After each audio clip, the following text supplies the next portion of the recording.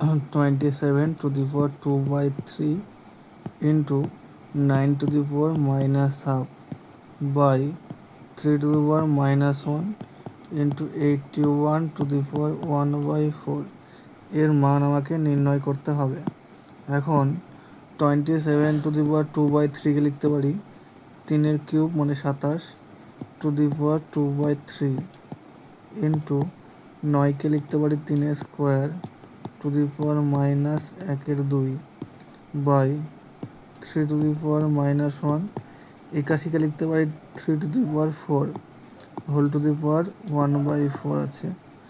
এখন কাটাকাটি করা যাবে, তো এই 3 আর এই 3 কেটে দিলে পরে 3² থাকলো, এই 2 কেটে গেলে থাকলো হচ্ছে 3² উপরে।